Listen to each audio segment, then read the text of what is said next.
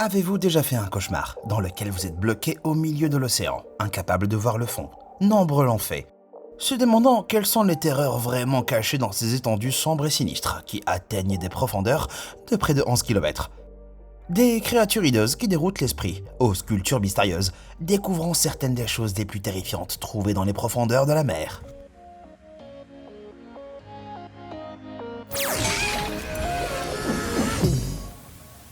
Poisson hachette. Si vous voulez savoir à quoi ressemble la vie à 1,6 km en dessous des vagues, il suffit d'observer le visage étroit du poisson hachette des profondeurs. La bouche béante, les yeux exorbités et le corps étrangement mince de ce poisson à l'aspect torturé ont évolué pour s'adapter aux profondeurs ténébreuses. Ses yeux globuleux sont orientés vers le haut, leur permettant de chercher la nourriture tombée du ciel.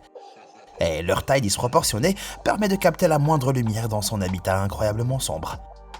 Le poisson hachette a certainement besoin de ce genre d'avantage, étant donné qu'il vit jusqu'à 1300 mètres sous la surface, où la lumière est presque inexistante. Toute proie assez malchanceuse pour être repérée par ses yeux bulbeux est alors happée par cette grotesque sous-occlusion. Même s'il a l'air monstrueux, le poisson hachette ne mesure que 15 cm de long. Ce qui signifie, si cela peut vous rassurer, qu'il pourrait tenir entre les bouts de votre pouce et de votre index. Cela dit, il pourrait certainement vous grignoter douloureusement avec ses dents acérées comme des rasoirs. Si sa taille en fait parfois une proie facile, il possède une capacité remarquable à éviter les prédateurs. Sa fine forme et ses écailles réfléchissantes sont compensées par un camouflage par contre-illumination. Un type de lueur bioluminescente qui imite la couleur et la lumière autour d'eux. Il réduit la visibilité de la silhouette du poisson hachette, le rendant invisible aux yeux affamés qui le regardent d'en bas. Mais avec une tête pareille, j'aimerais bien qu'il soit invisible pour tous. Araignée de mer. Arachnophobe, préparez-vous à ne plus jamais mettre les pieds dans l'océan. Voici l'araignée de mer. Malgré son nom et ses 8 pattes, ce n'est pas vraiment un arachnide. Elle appartient à un groupe d'anthropodes appelé pycnogonides. Certains spécimens de pycnogonidés sont capables de développer jusqu'à 12 pattes filiformes et cauchemardesques, tandis que d'autres atteignent une envergure d'environ 70 cm de long. Mais si leurs longues jambes sont déjà hideuses et inquiétantes, la façon dont ils dévorent leur proie vous donnera des frissons. À l'aide d'une longue trempe appendice qui ressemble à la fois à une bouche, un nez et un bras. L'araignée de mer aspire et vide sa proie de l'intérieur. Elles peuvent vivre dans les abysses jusqu'à 4,9 km de profondeur, où la pression peut atteindre le chiffre stupéfiant de 4,65 tonnes par centimètre carré. Il est compréhensible que vous vous demandiez comment l'araignée de mer peut survivre sous toute cette pression. La réponse est encore plus effrayante que ses petites jambes. Tout d'abord, comme la plupart des créatures des profondeurs, les araignées de mer ont développé des corps dépourvus de toute cavité excessive qui pourrait s'effondrer sous la pression.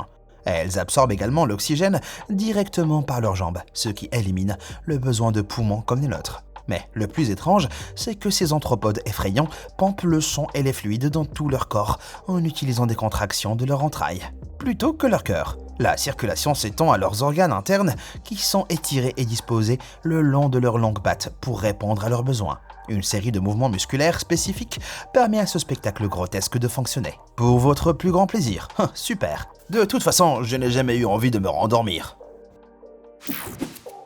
Festin des profondeurs. Aussi mignonnes que puissent paraître certaines pieuvres, il est aisé d'oublier qu'elles sont en fait des carnivores sauvages dotés de becs puissants capables de briser des os. Mais rien ne montre mieux cette caractéristique terrifiante que ces images d'un consortium de pieuvres se régalant des restes squelettiques d'une baleine à fanon, morte depuis longtemps.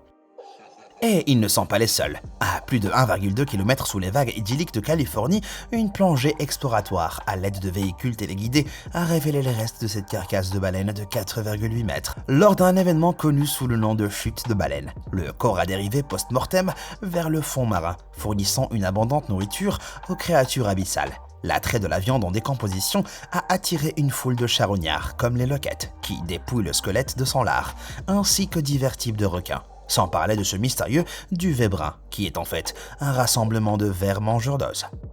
Bien nommé, qui suce la graisse des os de la baleine. C'est un repas que vous ne voulez surtout pas interrompre. Je vais prendre mon lard à emporter, merci. Chimère troll. Plus connue sous le nom de requin fantôme, la chimère troll a quelque chose d'effrayant. Même si différentes espèces de ce poisson aux yeux morts peuvent atteindre près de 1,8 m de long, on sait très peu de choses à leur sujet. Ils sont incroyablement rares et difficiles à observer dans leur habitat naturel, celui-ci étant dans les profondeurs marines, entre 1,6 et 2 km sous l'eau. Si les marques sur sa tête lui donnent l'apparence d'un monstre de Frankenstein, le véritable carburant à cauchemar se trouve dans sa bouche, située juste en dessous du museau et des yeux. Ce terrifiant visage encastré dans un visage est composé de deux narines du requin qui aspirent l'eau et d'une série de dents étrangement droites. Les chercheurs pensent que cette rangée de dents s'est développée pour faciliter l'alimentation des mollusques, crabes et autres invertébrés vivant dans les fonds marins, permettant de les saisir et de les écraser facilement. Quelle que soit sa fonction, cette bouche, et le requin fantôme en général, est un véritable cauchemar. La chimère troll vous effraie-t-elle autant que moi? Dites-le moi dans les commentaires. Le poisson escargot à fil. On pourrait penser que cette chose est un tétard démoniaque, ou que quelqu'un a collé une queue au crâne du familier marin d'un sorcier. Mais en réalité, cette créature étrange est un poisson escargot à fil, mesurant environ 15 cm de long. Il peut survivre à des profondeurs d'environ 3 km, faisant de lui l'un des petits poissons les plus résistants au monde. Les larges pores qui perforent la majeure partie de son visage ressemblent aux séquelles d'une mauvaise poussée d'acné. Mais ils sont en fait connus sous le nom de creux sensoriels. Ils aident le poisson à détecter les mouvements et changements de pression dans son environnement profond et sombre. Les nageoires en forme de rasoir qui tapissent le haut et le bas de son corps lui permettent de se faufiler doucement et silencieusement dans l'obscurité sans alerter les prédateurs proches. Si de nombreux individus de l'espèce sont de couleur grise ou noire, d'autres ont une peau blanche translucide, impliquant que tous leurs muscles et organes internes sont clairement visibles. Mais à mon avis, nous en avons vu assez de ce poisson terrifiant pour une journée. Poisson-pierre. On s'attend à trouver plusieurs choses marchant au fond des mers, comme des crabes et même des pieuvres. Mais qu'en est-il des poissons? Plus précisément, ce poisson-pierre a l'aspect terrifiant. À l'aide d'appendices ressemblant à des crabes sous son corps, ce gros poisson qui peut mesurer jusqu'à 38 cm se ferait un chemin sur le fond de l'océan à la recherche de proies. L'extérieur rugueux de son corps se fond parfaitement dans les plaques de corail et les récifs rocheux, ce qui en fait un camouflage parfait pour tendre une embuscade à son prochain repas. Avec une énorme mâchoire et une bouche puissante, ils peuvent aspirer les proies proches et les avaler en entier. Mais ce n'est pas le pire, ces prédateurs pétrifiants sont également les poissons les plus venimeux au monde. Le venin contenu dans leurs épines pouvant tuer un humain adulte en moins d'1 heure. Je suis presque désolé pour le prédateur qui tentera de s'attaquer à cette horreur épineuse. Si vous voulez mon avis, ce clip est l'argument le plus fort et le seul en faveur du bombardement des océans. Poisson-loup de l'Atlantique. Est-ce un loup? Ou est-ce un poisson? Ou est-ce un véritable cauchemar? Caractérisé par ses grands crocs ondants de scie, le poisson-loup de l'Atlantique possède l'une des dentitions les plus terrifiantes du règne aquatique. Ces terreurs dentées peuvent atteindre 1,5 m de long et se cachent dans les crevasses des fonds rocheux jusqu'à 500 mètres de profondeur, dans les eaux les plus froides de l'Atlantique Nord. Le poisson-loup utilise ses dents puissantes pour chasser les autres poissons et mollusques se trouvant à proximité. Une fois pris au piège dans les dents avant saillantes, la chair est perforée, les coquilles sont écrasées et il est presque impossible de s'échapper. Encore plus inquiétante, la gorge du loup de mer est également garnie de dents acérées pour achever et broyer tout retardataire en cours de route. Et des études ont montré que quand les choses se corsent, ils peuvent même avoir recours au cannibalisme. Bien que le poisson-loup ne soit généralement pas considéré comme dangereux pour les humains, il est connu pour claquer des dents pour se défendre. Donc, si vous envisagez d'approcher vos doigts de la bouche peu accueillante de ce cannibale accro, mieux vaut ne pas le faire. Lamproie de mer. Si une bouche avec autant de dents peut sembler appartenir à un requin démoniaque de la 8e dimension, la réalité n'est pas beaucoup plus réconfortante. Il s'agit de la bouche d'une lamproie marine, poisson parasite ressemblant à une anguille, qu'on l'on trouve dans des eaux de l'océan Atlantique à la mer Noire. Les lamproies peuvent atteindre une longueur de 40 pouces, chacune d'entre elles possédant une bouche sans mâchoire, parfaitement arrondie, qui peut agir comme une ventouse à pointe. Combinée à des rangées circulaires de dents cornées, elle utilise cette bouche en forme de ventouse pour s'accrocher à des animaux plus grands et se nourrir de leur sang. Oui, exactement, comme un vampire des profondeurs. Mais ils ne sont pas devenus aussi monstrueux du jour au lendemain. Ces rongeurs existent depuis plus de 340 millions d'années et ont survécu à au moins 4 extinctions majeures. Leur longévité en tant qu'espèce est peut-être due en partie à leur capacité à survivre à des profondeurs allant des eaux peu profondes du littoral, à plus de 3960 mètres sous la surface.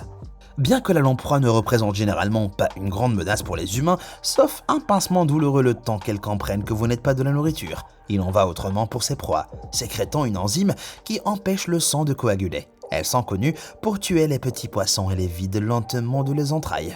Bien que leurs victimes habituelles soient un peu plus petites, les lamproies sont connues pour se nourrir de baleines. Et avec une telle bravoure, je ne suis pas totalement convaincu qu'elles ne tenteraient pas leur chance avec la jambe juteuse d'un nageur. Alors gardez les yeux ouverts. Calmar Maniapina. Lorsque les chercheurs d'une plateforme pétrolière du golfe du Mexique ont envoyé une caméra sous-marine dans les profondeurs océaniques en 2007, ils ne s'attendaient pas à tomber sur ce monstre inquiétant, dérivant à près de 2,37 km sous les vagues. Cette bête fantomatique est en fait le Calmar Maniapina. Il est également connu sous le nom de Calmar alhambra, en raison de ses nageoires disproportionnées, semblables à des ailes, qui représentent près de 90% du manteau de son corps. Mais ce sont ces tentacules terrifiants qui lui volent la vedette, d'une longueur de 7 à 9 mètres, avec des coudes bizarres à angle droit. Leurs tentacules leur confèrent une forme vraiment unique et extraterrestre dans les profondeurs de l'océan. D'une taille similaire à celle d'un bus scolaire américain, ces tentacules sont sans surprise parmi les plus longues de toutes les espèces de calamars. On suppose que ces bras traînants servent à attraper les poissons et à détecter les proies qui se déplacent au fond de l'océan.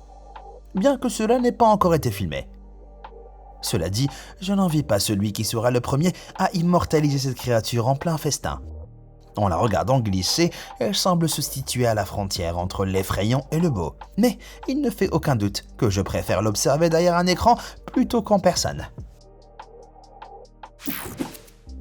Sauvetage sous-marin. En 2016, une photo a circulé sur Internet, montrant prétendument l'un des clichés en eau profonde les plus inquiétants de tous les temps. Sur l'image, loin sous les vagues, on peut voir un plongeur sous-marin sortir le corps d'un homme d'un cockpit coulé. À la stupéfaction des téléspectateurs, il semble que le corps soit resté immergé si longtemps que ses mains ont pourri.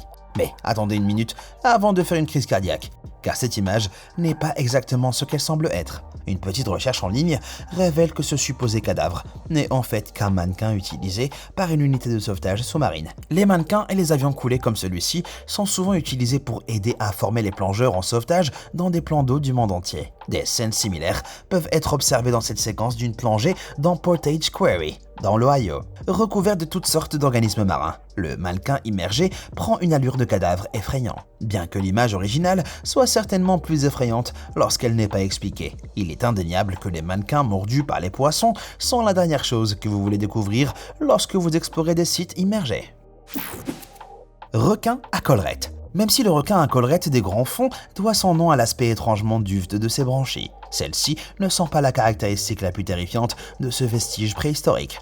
Ayant évolué pendant 95 millions d'années, les 300 dents en forme de trident répartis sur 25 rangées donnent à ce requin abyssal l'un des sourires les plus inquiétants de tout l'océan.